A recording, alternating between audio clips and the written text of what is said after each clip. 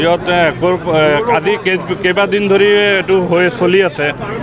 এতিয়া গম নাপাওঁ যে ৰাইজ কেনেকৈ উঠি পেলাই বজাৰত আহিল, আৰু এইটো আমাৰ বজাৰৰ কাৰণে বহুত বেয়া কথা হৈছে যে বেলেগ এজন সন্থা আহি পেলাই আমাৰ সন্থাক এনেকুৱা ইনচাল্ট কৰি গ'ল বজাৰত।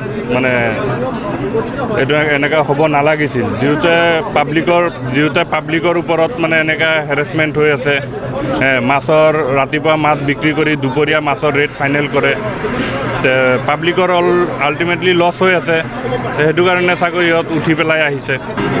এইটো একচুৱেলি ইয়াত বস্তুটো এনেকুৱা হ'ল, আপোনাৰ ৰাতিপুৱা 6টাৰ পৰা 8টাৰ ভিতৰত আপোনাৰ মাছবিলাক বিক্ৰী হয় আৰু বাহিৰে বাহিৰে ট্ৰেন্সপৰ্ট কৰা হয়।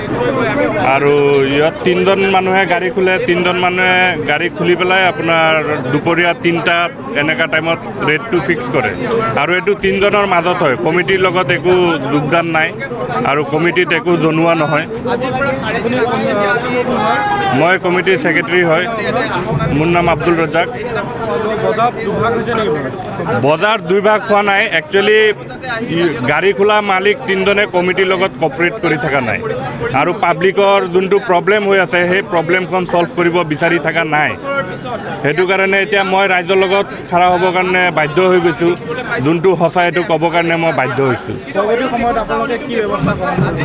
সেইটো এতিয়া প্ৰেচিডেণ্ট আছে, মিটিং হ'ব, মিটিঙত এতিয়া কি কয়।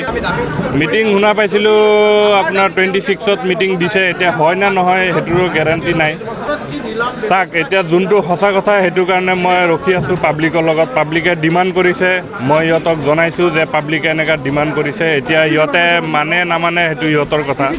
কোনটো যিটো ৰেটটো নিৰ্ধাৰণ কৰিছে সেই ৰেটটো, এইটো ৰেট চাওক পাব্লিকক বুজাব পাৰিব। আমি বৰবজাৰত থাকোঁ, গতিকে আমাৰ বৰবজাৰৰ যোনবিলাক আৰবদাৰ আছে বা ৰিটেইলাৰ আছে ইহঁতক বুজাব নোৱাৰে।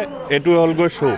আমি ইতিমধ্যে আপোনালোকৰ সংবাদ মাধ্যমৰ জৰিয়তে জনাইছোঁ, সেইখিনি নাইকিয়া কৰিবৰ কাৰণে এখন অনুষ্ঠিত কৰিবলৈ দিছোঁ আমি, আৰু সেই সভাখনতে আমাকো নিমন্ত্ৰণ জনাবলৈ দিছোঁ।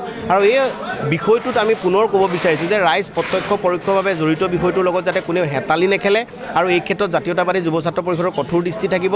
আমি জানিব বিচাৰিছোঁ বা জনাব বিচাৰিছোঁ যে ইয়াতে মীন বিভাগে যিসমূহ দায়িত্ব আছে তেখেতসকলে পালন কৰা নাই, সেইসমূহ যাতে চূড়ান্তভাৱে কৰে। সেইসমূহে মীন বিভাগৰ লগতো আমি কথা পাতিম। আৰু এই বজাৰখনত সভাপতি সম্পাদকৰ নিয়ন্ত্ৰণত আহি মাছৰ নিৰিখ সঠিকভাৱে মূল্যায়ন হ'ব লাগে, মাছৰ গুণাগুণ সঠিকভাৱে নিৰূপণ হ'ব লাগে।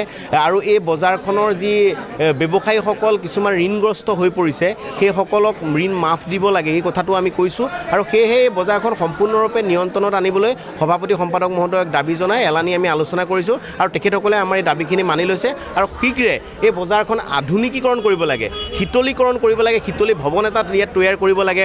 বজাৰখনৰ যিটো বিল্ডিং দেখিছে আপোনালোকে, এই বিল্ডিংটো খুব এটা পৰিৱেশত স্বাস্থ্যকৰ পৰিৱেশত নাই। সেইসমূহ দিশ আমি সন্মানীয় মীন মন্ত্ৰীৰ জৰিয়তে মুখ্যমন্ত্ৰীলৈকে পঠাম বুলি আমি তেখেতসকলক আশ্বাস দিছোঁ। আৰু এই বজাৰখনৰ লগত প্ৰত্যক্ষ পৰোক্ষভাৱে যিহেতুকে অসমৰ প্ৰতিজন মানুহ জড়িত হৈ আছে, মধ্য অসমৰ, সেয়েহে এই আৱেগ আৰু আকাংক্ষাৰ লগত যাতে হেতালি নেখেলে আমি তেখেতসকলৰ পাইকাৰী বজাৰ সমিতিৰ সভাপতি সম্পাদকক জনাইছোঁ। ধন্যবাদ। সভাৰ সিদ্ধান্ত মানে আমি ৰাতিপুৱাৰ পৰা অকশ্যন কৰিব লাগিব, আৰু অকশ্যনৰ যিটো ৰেট নিৰ্ধাৰণ হ'ব সেইটো বডিত হেৰি হ'ব।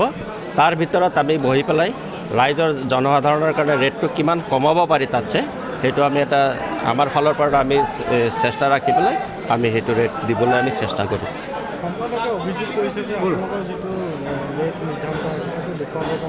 নহয়, তেখেতেতো ভুল বক্তব্য দিছে। আপোনালোকে যদি ৰাতিপুৱা দেখিছে যিটো অকশ্যন হৈছে আৰু সেইমতে যদি বৰ্ড লগা নাই, তেতিয়াহ'লে আপোনালোকে যিকোনো টাইমত আহি পেলাই চেক কৰিব পাৰে, যে আপোনালোকে চাই ল'ব পাৰে। মইতো আগতেও কৈছোঁ বোলে ৰাইজে আপোনালোকৰ মানুহ আহক আমাৰ লগত, ৰাতিপুৱা আমাৰ কেনেকৈ বেচা কিনা হয় আপোনালোকে চাওক, তাৰ প্ৰতি যদি কিবা অনিয়ম পায় আমাক দৃষ্টিগোচৰ কৰক। ৰাখিম, সদায় থাকিব এইটো। যিকোনো খবৰৰ বাবে যোগাযোগ কৰক 7099017330 লগতে 7099017110 নম্বৰত।